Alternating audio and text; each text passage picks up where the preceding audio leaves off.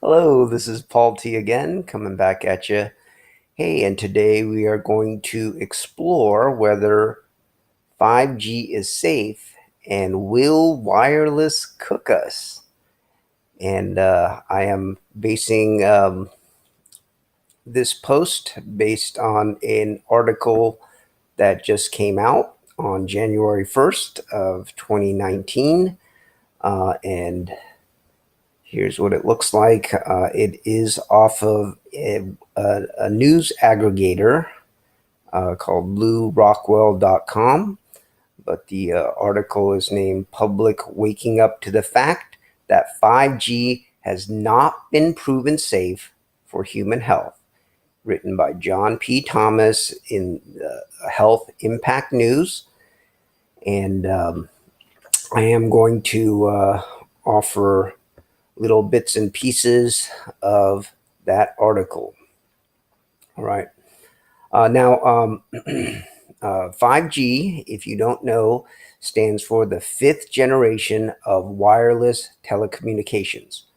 So it started with 1G, and now we are rolling out 5G. And here's a little look on how that progression happened. 1G is analog voice, 2G is digital voice, 3G is mobile broadband, 4G is an IP based network, internet protocol based network, just faster download speeds. And then 5G, of course, is being rolled out now. And it is supposedly 10 to 100 times faster than 4G. But anyway, if you wanted to take a look at what the evolution of uh, wireless communications looks like, here's what it looks like. If it's in a race, 1G is starting gate, 2G you're faster, 3G you're at kind of at full speed, 4G you're jumping over things, and 5G, if they had a picture, you would sprout wings and be flying away in the sky because it'll be that fast. So 5G will not have any latency, meaning there won't be pauses in transmission of data, and so it will enable sort of science fiction type technology to be actually realized. Things like self-driving cars. Again, we do need faster download speeds, especially if more and more cars are going to be self-driving. We have something called the Internet of Things already. Actually doesn't require too much bandwidth, but that does help. And then things like just mobile communications, download speeds of high definition 4K movies, for example, would only take seconds, right? And it would almost seem like things are becoming instantaneous when you stream them, right? No latency, no having to wait. Um, okay, so anyhow, perhaps the rollout of 5G was a little bit too hasty. Our President Trump, the leader of the free world, he is a bit headstrong, right? And he was trying to beat China in the development of 5G technologies. You might have heard it in the news earlier this year. He called it a national security issue. He may or may not be right about that. I do think that a lot of the technologies are developed in the United States still, even though China did land a craft on the moon recently, if you didn't know. But anyway, here's John Thomas from his article. He says 5G will be much faster than the current 3G and 4G systems. However, it will use a much higher frequency range in the electromagnetic energy spectrum. These frequencies in the gigahertz spectrum have not been used for public communication, and these millimeter frequencies have not been tested for safety.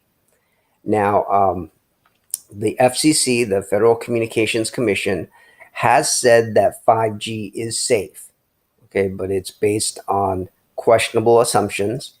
Again, we quote from John Thomas's article. He says, despite the lack of testing to prove that 5G is safe, telecom companies and the Federal Communications Commission are in agreement that no one should worry about health effects on 5G or of 5G. Their advice to the American public is based on assumptions that were made in 1998, but the research at that time was questionable because it only examined health concerns related to the heating effect of the microwave radiation, right? And we heat our food in microwave ovens. So, sort of a quick answer is we're not going to cook ourselves, but the question is 5G safe, right? Will it damage us in other ways, not cooking? But new research results in November of 2018. So there was a 10-year study, and it did prove that 2G and 3G does cause cancer in lab rats. Okay, so here is a quote again. In a 10-year study of rats and mice conducted by the National Toxicology Project, government scientists in collaboration with non-government scientists concluded that there is clear evidence of an association between microwave radiation exposure from what is known as second generation or 2G and third generation 3G cell phone systems and the formation of cancer in the hearts of male rats. Now, this study is dated November 1st of 2018. There are links in John Thomas's article, so you could actually reference this article if you like. And I do say there's a lot of fake news out there. I'm not one of those fake news aggregators, but do check because lots of things are on the internet. It's hard to believe what is real and what isn't, but I pretty much base all of my conclusions on science and facts, not just speculation, because even the mainstream media does get it wrong quite a bit. Anyhow, in this report, this 10-year study by the NTP, there is a 4-level rating system that is used, and it goes from no evidence, some evidence, equivocal evidence, and clear evidence. So they are concluding that there is clear evidence of an association between microwave radiation exposure and cancer, at least in rats. So we don't know if the effect will be on humans. There is not enough data yet, but again, it is too early to know because, again, the technologies are so recent. And let's sort of explore that, so let's take a look at the launch cycle, the evolution of mobile phone communications. And again, this is all recent or fairly recent technology. So the first launch of 1G was way back in 1979 in Tokyo, Japan. Yeah, right on. 2G was in 1991. 3G was in 2001, and 4G was in 2012. And of course, 5G is rolling out now. But really, the 3G mass adoption didn't occur until the first iPhone, and that was released on June 29th of 2007, right? So this study, it was a 10-year study, and it was released in November of 2018. So, it started probably somewhere around 2008. So something like that. Again, not a whole lot of data out there, and 4G wasn't even out yet. So 4G was in 2012. So when the study started, 4G wasn't even launched. Okay, so We still need a lot of data points, and we do need to see the effect on humans, not just mice. But if it causes cancer in mice, it's probably not good for us. Um, and 5G is probably going to be worse for human health, as the technology is designed to penetrate buildings. And if it penetrates buildings, it penetrates our bodies as well. Using the 5G technology is going to be worse, but you don't necessarily have to be using the 5G technology to be affected by it. Again, here is John Thomas from his article. These beams of radiation have to be strong enough to penetrate walls and human flesh, such as hands and heads. The beams of non-ionizing microwave radiation used by this technology also have to be strong enough to pass through the bodies of other people who might happen to walk between a person using a phone and the tower that is beaming the microwave signal at them. Okay, so even if you decide not to adopt 5G technology or use it, you're still probably going to have the effects. Also, 4G technology also is a form of microwave technology, so not as powerful, a different wavelength. And again, we don't know the science. Maybe a certain wavelength, like the 2G and 3G wavelengths, are responsible for causing cancer, but maybe a shorter wavelength isn't going to hurt us. Again, there isn't enough data, but I'm just trying to extrapolate from the data. I don't want to be alarmist, not at all. But here, on a more humorous note, um, uh, I have noticed that in the movies and in television, people of the future usually wear silver reflective onesies like this, Lost in Space, which is a very old television show. It's nostalgic to some and unknown to others of a younger generation. But look at their duds, right? Silver reflective onesies, and that may be the wave of the future. Um, and even more humorous than that, you've all heard the memes of people wearing tinfoil hats, right? Because of the radiation, they actually may have been onto something and maybe prescient of the future where we will all be wearing tinfoil hats. And not only that, they may be a possible fashion statement.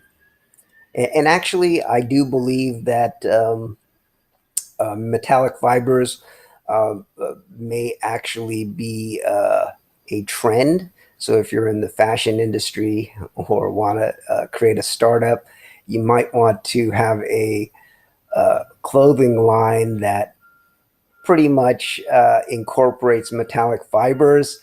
You will have to do the research to see if it actually obstructs 5G and or 4G microwaves, and protects the wearer from those microwaves. But anyway, and then even more humorous here. I know we all love our pets, and so there may be a blossoming industry for protective pet tinfoil hats and such. Anyway, there is not enough research to know the true effects of 5G on humans. Okay, so I don't want to be overly alarmist, but I am fairly sure that there is a danger to this technology, and we actually may be being penetrated by the 4G waves already. So, but anyhow, we can't really feel it because it's probably damaging us on a cellular level or genetic level.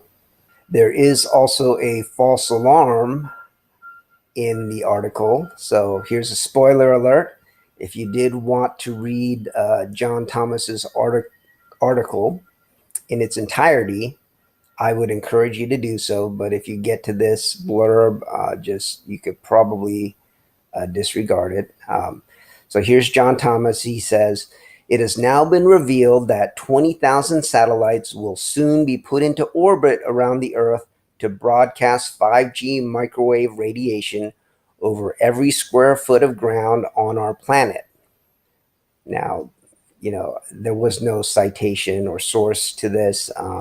So it is a speculation, and it's doubtful because due to the range of 5G microwaves.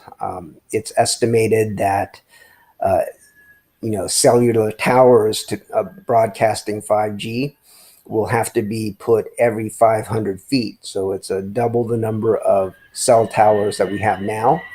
So if the range is only 500 feet, a satellite from orbit is not going to be able to reach us and provide a clear, consistent signal, right? This doesn't make sense, right? So even balloons, like if you have hot air balloons, like some people propose, again, you would have to have them 500 feet apart in the sky, which is not feasible, right? So there goes that idea. But I guess it was a good idea, but anyway, not too feasible. And so I doubt that. Anyhow, let's close on a humorous note. We still may have to wear tinfoil hats and clothing in the future. And so at least we have something to look forward to, right? Anyhow, that's it. And hopefully this was informative.